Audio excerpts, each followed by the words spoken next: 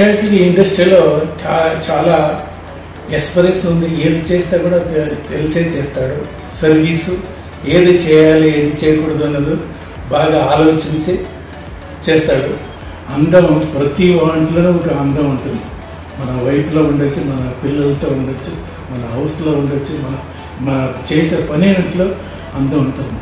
అదే మనిషికి ఒక సాటిస్ఫాక్షన్ ఎక్కడ దొరుకుతుందంటే అందంలో ఆనందం. అశోక్ నేను కలిసి చాలా సినిమాలు చేసేవాడిని. సినిమాలకి ముఖ్యమైనది ఏదంటే అలంకారం. అలంకారం ఇస్ బ్యూటీ. మన అశోక్కి చాలా దాంట్లో ఐడియా ఉంది.